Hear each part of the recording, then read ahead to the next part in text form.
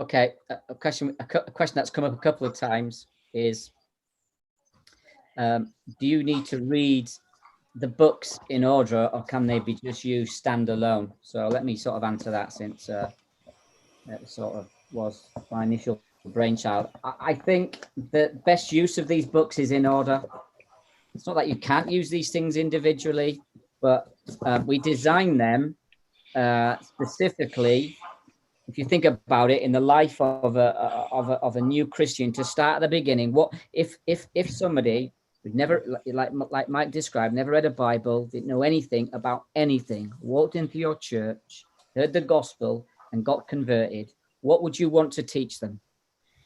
Year one. How do you, as a pastor, as a church leader, whoever's watching this, mentoring, discipling someone, what do you want to instill in them? What foundations do you want to put in place in them in their first year of walking with Jesus Christ? And so that's why we obviously started with the gospel, the first one. The second one is, listen, you've heard the gospel, but trust me, book number 2, there's a war coming. The flesh, the world, the devil, you're going to fall. This temptation's going to come. Sin's going to come in. How do you cope with that? The third one is, and listen, all these voices now are going to be conflicting around you. Should you do this? Should you do that? Oh, the church is trying to brainwash you. These people are trying to do this and that. And what do I do? I've got 3 kids and with 2 different women in the same community. What do I do about all that? That's the voices. Then we went with the Bible, obviously, the basis for all of our doctrinal foundation, the basis for everything we're teaching is the Bible. Then, so can we trust it? Don't assume that, because most of my mates think, fruit bats made it up. So, and then we get onto the belief, Mike, with the basic stats of the basic doctrines of the faith, what we believe. We start building the foundation a bit more.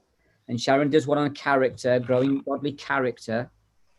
And then Isaac's more on training in terms of discipleship. Garrett's one is on the church, the importance of the church. What's the point of church? Why do I need to go to church? What's church all about? What's an elder? What's a deacon? The things that Christian people don't think about, they just take for granted. They're just weird things to our people. Then we'll talk about relationships. And then the last book is on service. In other words, very often in poor communities, ministry is done to poor people by more affluent people. And sometimes people are converted to some sort of mercy ministry or some sort of outreach. And they generally, particularly in the UK, I'm not speaking into Mike's situation or the US, but in our culture, guys from poor communities where they're saved, they're generally wheeled out for a testimony now and again, because it sounds quite exciting. They are left on the sidelines with the basic bare minimum knowledge about Jesus. And they're never taught that actually you've been saved to serve Jesus. And Christian life is not just you taking from us. Well, I'll go to church because they'll give me this or they'll give me that. But actually, it's about serving the body that you've been saved into. And so for me, I think you should read them in order. There is a reason and a rationale behind why we did it. That's not to say, you do what, I often wouldn't use my first one on God evangelism. If people have walked in the door and are saved, they know the basics. We'll skip straight to war. But I think they're most effective that way.